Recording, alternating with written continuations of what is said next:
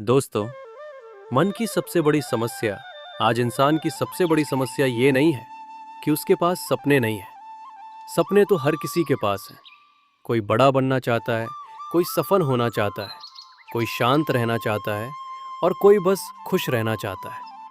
समस्या सपनों की कमी नहीं है, समस्या है ध्यान की कमी। आज का इंसान एक ही समय में बहुत कुछ चाहता है। वो बहुत कुछ सोचता है, बहुत कुछ देखता है, बहुत कुछ सुनता है और इसी कारण वो कहीं भी पूरा नहीं पहुंच पाता। उसका मन अब एक रास्ता नहीं रहा, उसका मन एक चौराहा बन गया है जहां से सैकड़ों रास्ते निकलते हैं, लेकिन वो किसी एक रास्ते पर भी कुछ दूर तक चल नहीं पाता। जब तक ध्यान एक दिशा में नहीं बहता, तब तक कोई भी लक्ष्य सिर्फ कल्पना बनकर रह जाता है। लोग कहते हैं, मुझे फोकस बढ़ाना है, लेकिन वे ये नहीं पूछते कि मेरा फोकस टूट क्यों रहा है। ध्यान कोई साधारण चीज नहीं है, ध्यान ऊर्जा है और जहां ध्यान जाता है वहीं जीवन की पूरी शक्ति धीरे धीरे बढ़ने लगती है। लेकिन आज का मन लगातार बाहर की ओर भाग रहा है। मोबाइल, सोशल मीडिया, लोगों की राय, तुलना, डर, भविष्य की चिंता, ये सब मिलकर मन को टुकड़ों में काट देते हैं। ऐसा मन गोल पर कैसे फोकस करेगा? सबसे पहले यह समझना जरूरी है कि फोकस कोई जबरदस्ती पैदा की गई अवस्था नहीं है। फोकस एक स्वाभाविक स्थिति है। जब मन शांत होता है तो फोकस अपने आप आ जाता है। लेकिन आज हम उल्टा कर रहे हैं। हम कहते हैं, मुझे फोकस बढ़ाना है, पर हम ये नहीं देखते कि हमारा मन इतना अशांत क्यों है। अगर जड़ को नहीं समझोगे तो समाधान भी नकली होगा। मन इसलिए भटकता है क्योंकि वो हमेशा कहीं और होना चाहता है।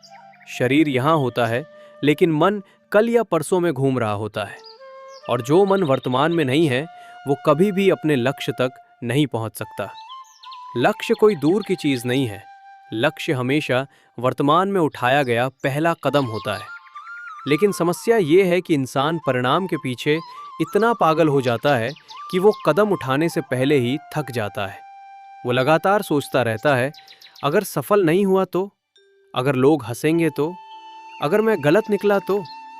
यही डर मन को कमजोर करता है और कमजोर मन कभी फोकस नहीं कर पाता।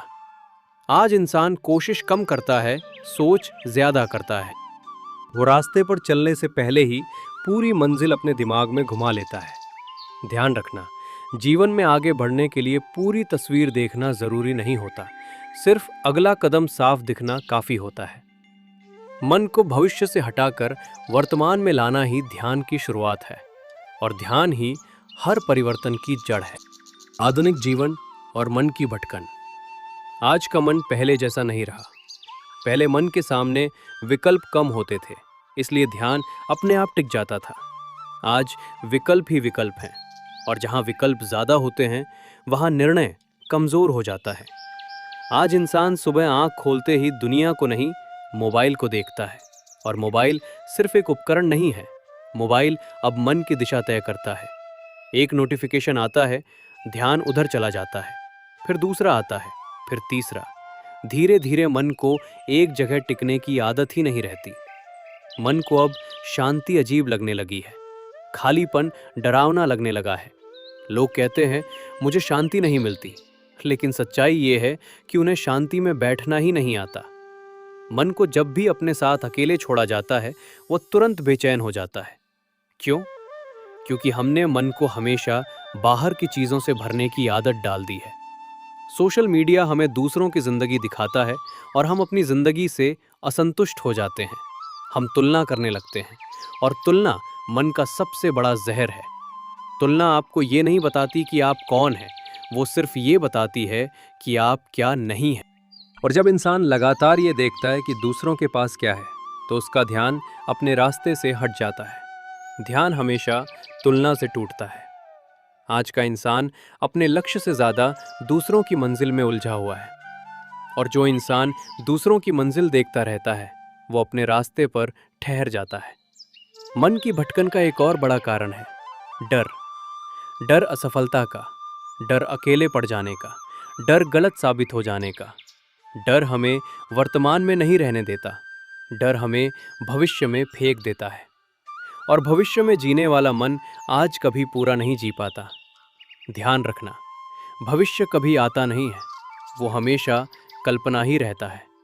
और जो मन कल्पना में जीता है वो यथार्थ में कभी स्थिर नहीं होता। आज का मन हर समय भाग रहा है। अगर वो काम कर रहा है तो आराम के बारे में सोच रहा है, अगर वो आराम कर रहा है तो काम के बारे में सोच रहा है, अगर वो यहाँ है तो वहाँ होना चाहता है। इसीलिए कहा गया है, मन कभी संतुष्ट नहीं होता। संतोष मन की अवस्था नहीं है, संतोष ध्यान की अवस्था है। जहाँ ध्यान ठहरता है वहीं संतोष जन्म लेता है। लेकिन आज हम ध्यान को नहीं, उत्तेजना को चुनते हैं। ज्यादा आवाज, ज्यादा सूचना, ज्यादा गति। धीरे चलना हमें बेकार लगने लगा है, लेकिन जीवन धीरे ही खुलता है। बीज अगर जल्दी में जमीन से बाहर खींच लिया जाए तो वो कभी पेड़ नहीं बनता। उसी तरह ध्यान को समय चाहिए। मन को एक दिशा में बहने के लिए धैर्य चाहिए। लेकिन आधुनिक जीवन हमें धैर्य नहीं सिखाता, वो हमें आदत सिखाता है तुरंत पाने की। और जो इंसान हर चीज तुरंत चाहता है वो गहराई में कभी नहीं उतर पाता। ध्यान रखना, ऊपर ऊपर तैरने वाला मन थक बहुत जल्दी जाता है, गहराई में जाने वाला मन शांत हो जाता है। आज की सबसे बड़ी क्रांति कोई तकनीक नहीं है, आज की सबसे बड़ी क्रांति है अपने ध्यान को वापस पाना। जिस दिन इंसान अपने ध्यान का मालिक बन गया, उस दिन दुनिया की कोई ताकत उसे कमजोर नहीं कर पाएगी। डर, असफलता और फोकस का वास्तविक संबंध। अधिकांश लोग ये मानते हैं कि उनका फोकस इसलिए टूटता है क्योंकि वे आलसी हैं। कुछ लोग कहते हैं मेरे अंदर डिसिप्लिन नहीं है, लेकिन ये पूरी सच्चाई नहीं है। फोकस का सबसे बड़ा दुश्मन आलस्य नहीं है, फोकस का सबसे बड़ा दुश्मन है डर। डर बहुत चुपचाप काम करता है। वो सामने अगर ये काम नहीं चला तो, अगर मैं असफल हो गया तो, अगर लोगों ने मजाक उड़ाया तो, अगर मैं उतना अच्छा नहीं निकला तो। इन सवालों का जवाब मन के पास नहीं होता, और जब मन के पास जवाब नहीं होता तो वो रुक जाता है। यही रुक जाना फोकस को तोड़ देता है। ध्यान रखना, डर भविष्य में रहता है, डर कभी वर्तमान में नहीं होता। वर्तमान में या तो काम होता है या विश्राम। डर सिर्फ कल्पना में होता है। इसलिए जो व्यक्ति डर में जी रहा है वो असल में वर्तमान से बाहर जी रहा है। और जो मन वर्तमान में नहीं है वो किसी भी काम में पूरा नहीं लग सकता। असफलता का डर सबसे ज्यादा उन लोगों को होता है जो खुद को दूसरों की नजरों से देखते हैं। जब आप खुद को अपने अनुभव से नहीं, दूसरों की राय से आंकते हैं, तब डर पैदा होता है। लोग क्या कहेंगे, यही डर की जड़ है। लेकिन सच्चाई ये है कि लोगों के पास इतना समय ही नहीं है कि वे आपको इतना ज्यादा सोचें। हर इंसान अपनी ही जिंदगी में उलझा हुआ है। लेकिन मन ये बात मानने को तैयार नहीं होता। मन चाहता है सुरक्षा, मन चाहता है गारंटी। लेकिन जीवन कभी गारंटी पर नहीं चलता, जीवन साहस पर चलता है। और साहस का मतलब डर का ना होना नहीं है। साहस का मेंटालिटी है डर के बावजूद कदम उठाना। फोकस तभी आता है जब इंसान परिणाम से थोड़ा मुक्त हो जाता है। जो व्यक्ति सिर्फ परिणाम देखता है वो प्रक्रिया से कट जाता है, और जो प्रक्रिया से कट गया उसका ध्यान टिक ही नहीं सकता। ध्यान रखना, फोकस परिणाम का नीड्स का नहीं, क्रिया का होता है।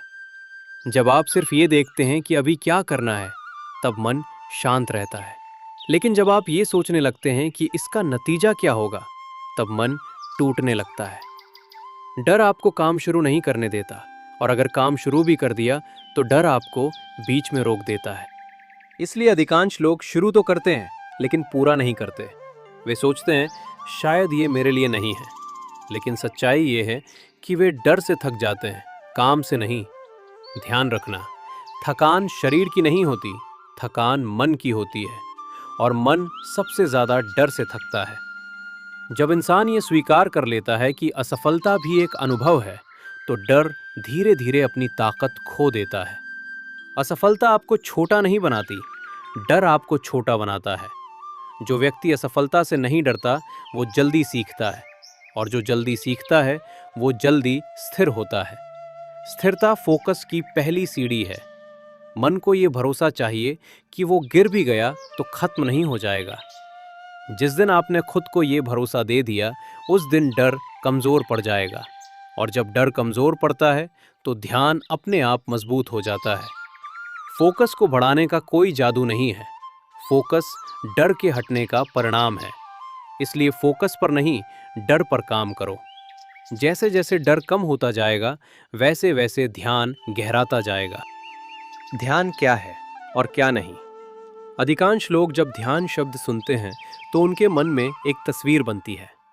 आंखें बंद, शांत जगह, सीधी रीढ़, कोई विशेष मुद्रा, और वे सोचते हैं ध्यान शायद मेरे बस की बात नहीं है।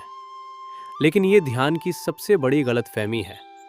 ध्यान कोई क्रिया नहीं है, ध्यान कोई तकनीक नहीं है, ध्यान कोई मुद्रा नहीं है। ध्यान एक अवस्था है। जब मन पूरी तरह वर्तमान में होता है, वो ध्यान में होता है। आप चलते हुए भी ध्यान में हो सकते हैं, आप खाते हुए भी ध्यान में हो सकते हैं, आप काम करते हुए भी ध्यान में हो सकते हैं।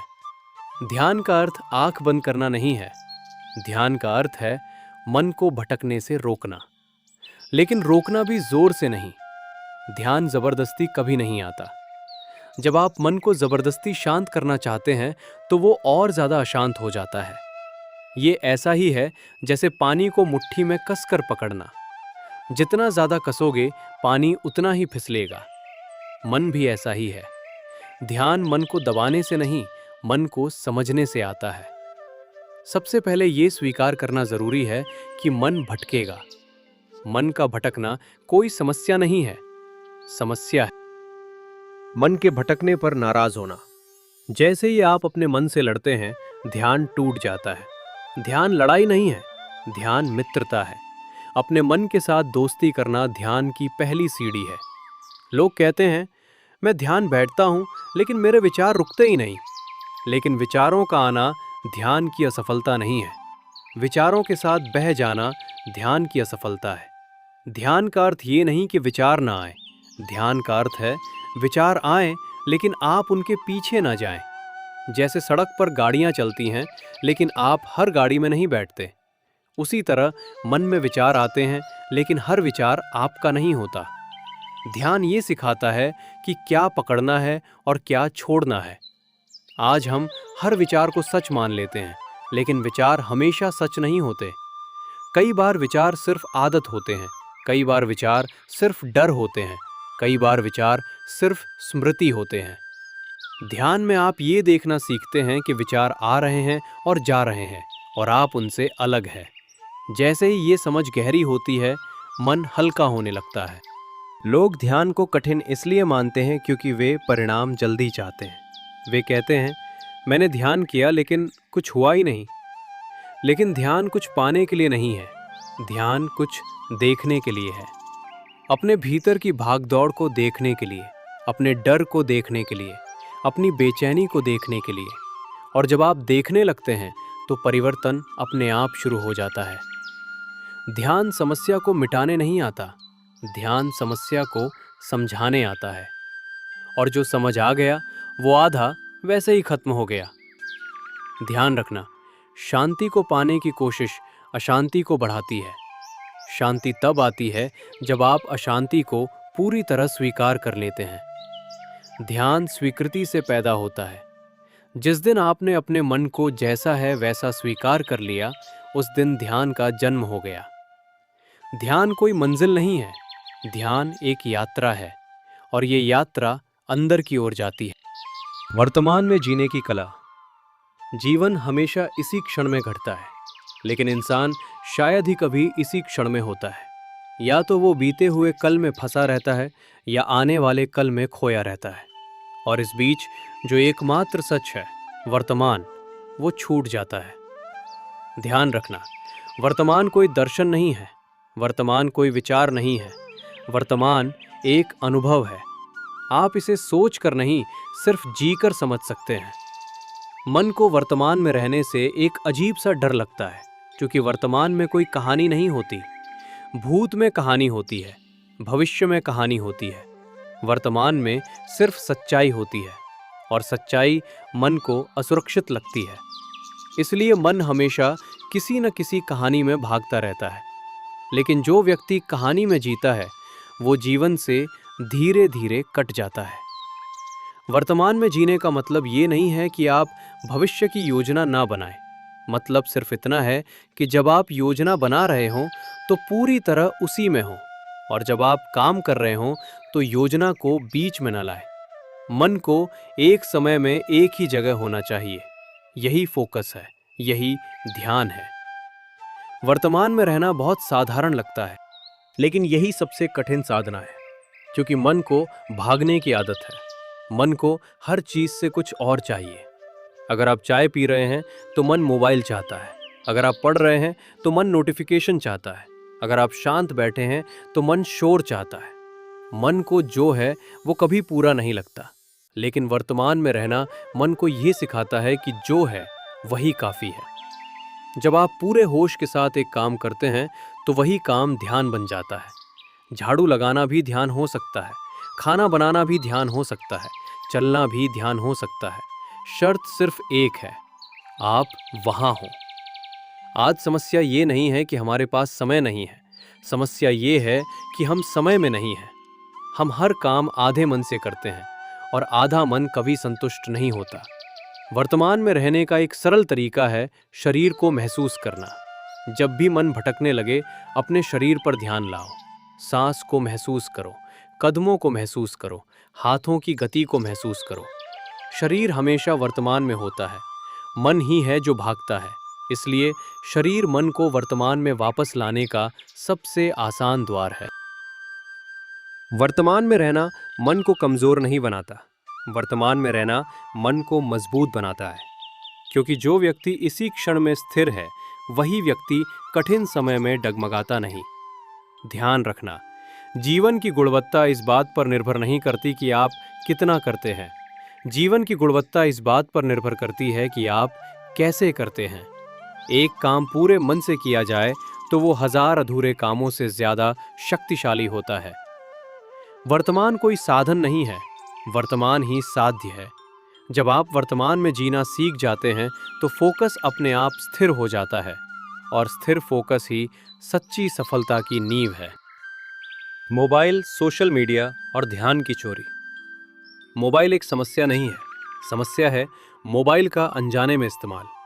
मोबाइल एक साधन था, लेकिन धीरे धीरे वो मालिक बन गया। आज इंसान मोबाइल चलाता नहीं है, मोबाइल इंसान को चलाता है। आपने ध्यान दिया होगा, कई बार आप मोबाइल उठाते हैं बिना किसी कारण के।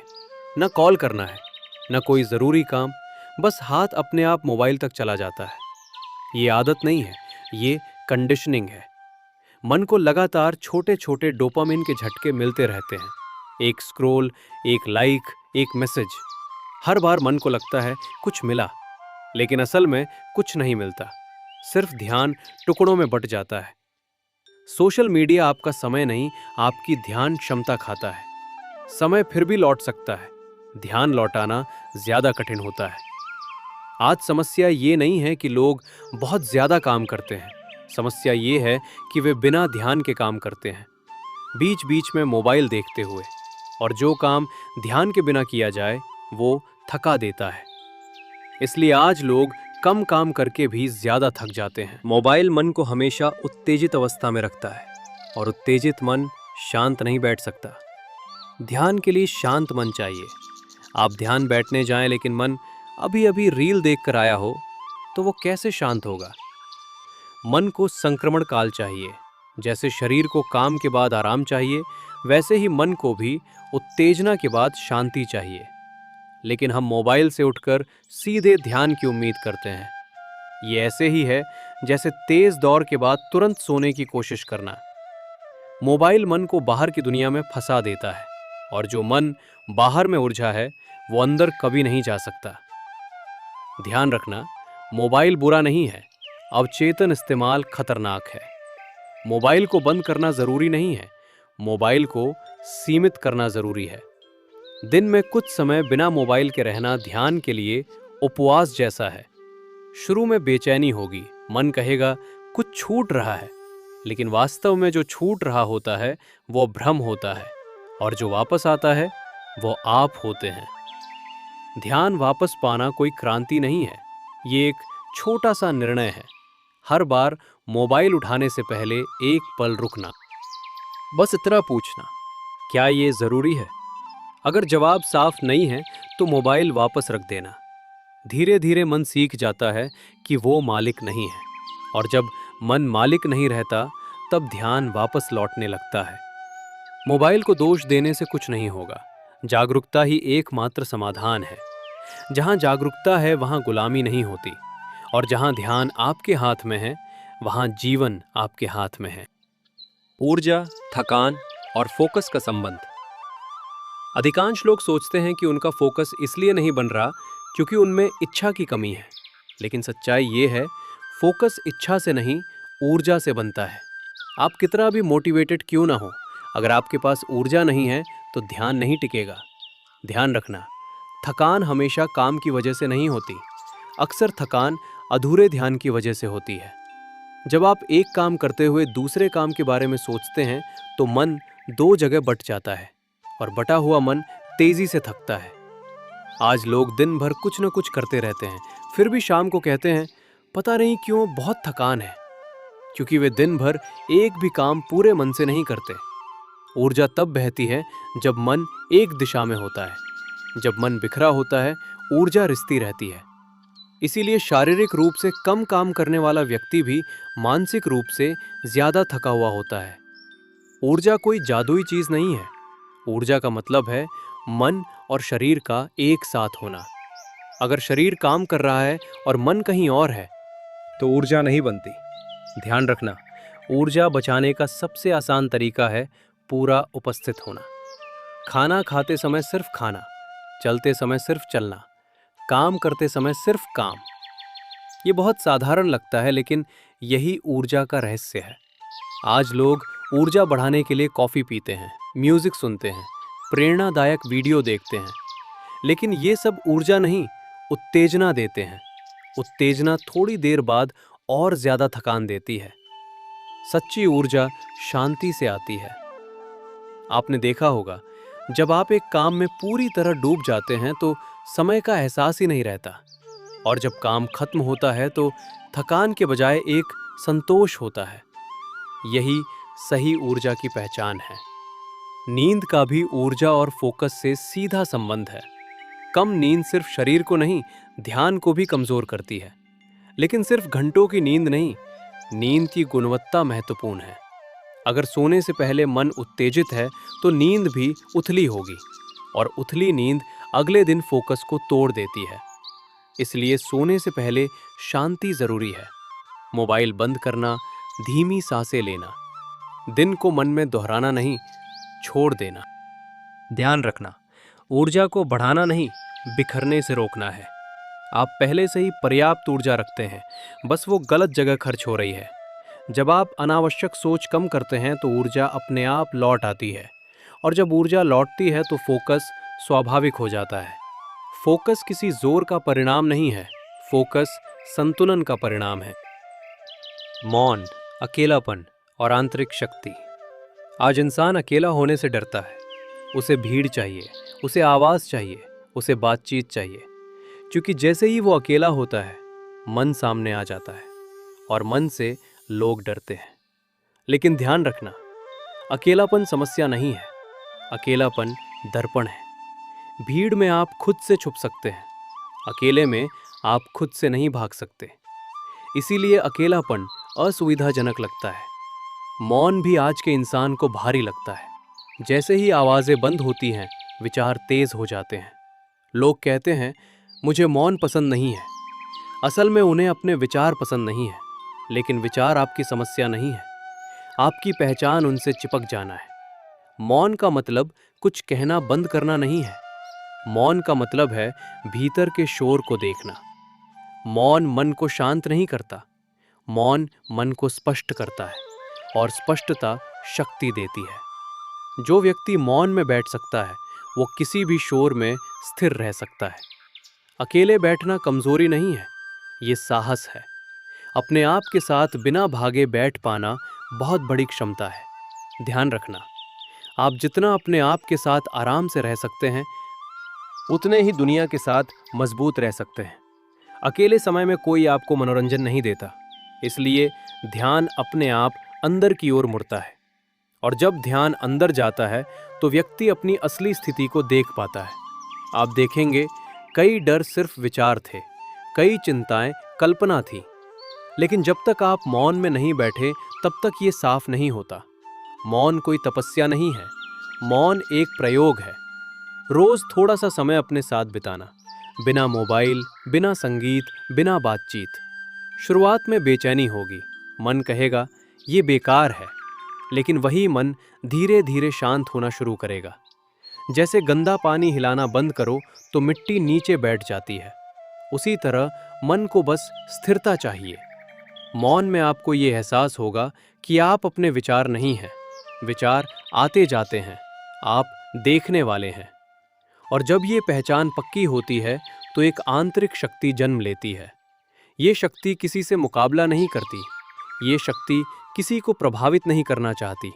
ये शक्ति बस स्थिर रहती है, और स्थिर व्यक्ति बहुत मजबूत होता है। दुनिया उसे हिला नहीं सकती। मौन से डरना खुद से डरना है, और जो व्यक्ति खुद से डरना छोड़ देता है वो जीवन से डरना छोड़ देता है। आदतें और अनुशासन। बिना जोर, बिना कठोरता।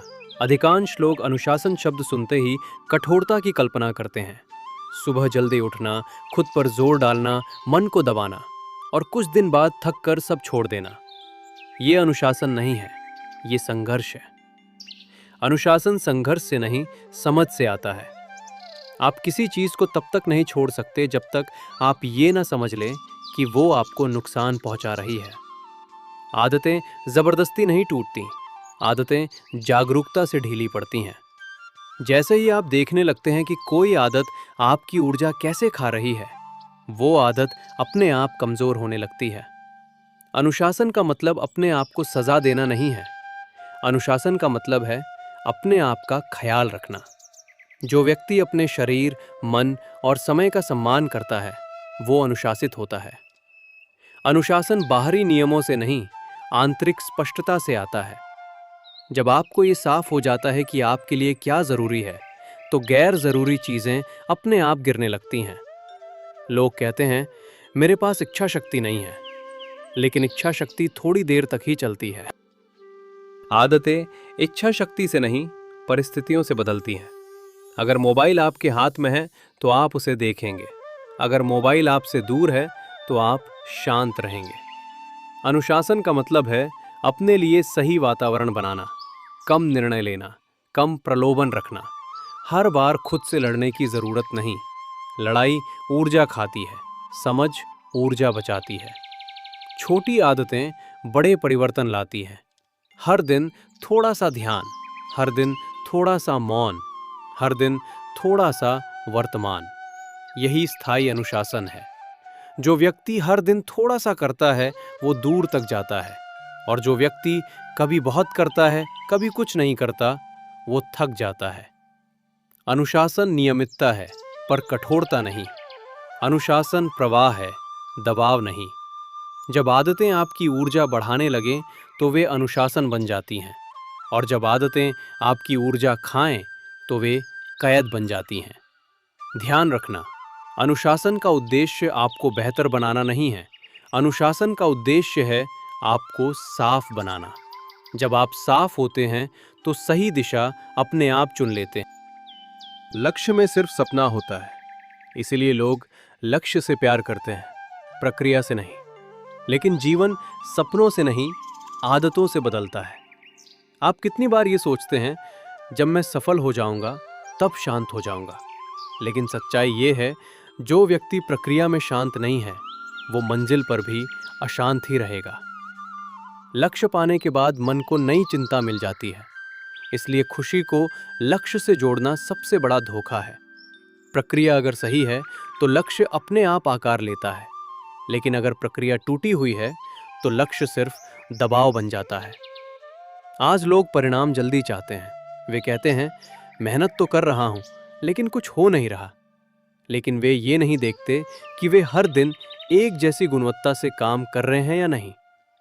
प्रक्रिया का मतलब सिर्फ करना नहीं है, प्रक्रिया का मतलब है कैसे करना, पूरा ध्यान, पूरा मन, पूरा वर्तमान। दिन में 1 घंटा पूरे मन से किया गया काम 10 घंटे भटके हुए काम से कहीं ज्यादा प्रभावशाली होता है। लक्ष्य आपको दौड़ाता है, प्रक्रिया आपको स्थिर करती है और स्थिर व्यक्ति दूर तक जाता है। लक्ष्य से डर पैदा होता है, अगर नहीं हुआ तो? प्रक्रिया में डर नहीं होता, क्योंकि आप सिर्फ अगला कदम उठा रहे होते हैं। ध्यान रखना, जीवन एक लंबी दौड़ नहीं है, जीवन कदमों की श्रृंखला है। हर कदम अगर सचेत है तो पूरी यात्रा सार्थक हो जाती है। जब आप प्रक्रिया से जुड़ते हैं तो तुलना अपने आप खत्म हो जाती है, क्योंकि प्रक्रिया व्यक्तिगत होती है। आपकी गति आपकी है, आपका तरीका आपका है। लक्ष्य सबका एक जैसा हो सकता है, लेकिन प्रक्रिया कभी एक जैसी नहीं होती। इसलिए दूसरों की गति देखकर अपने आप को कम मत आंको। जिस दिन आप प्रक्रिया में विश्वास करना सीख जाते हैं, उस दिन जल्दबाजी खत्म हो जाती है, और जहां जल्दबाजी खत्म होती है वहीं फोकस गहरा होता है। लक्ष्य को दिशा की तरह रखो, प्रक्रिया को जीवन की तरह जियो। मंजिल आए या ना आए, अगर प्रक्रिया पूरी थी तो जीवन खाली नहीं जाएगा। तो साथियों, आज का सफर यहीं तक। अगर वीडियो पसंद आया हो तो लाइक करके चैनल को सब्सक्राइब करें। धन्यवाद।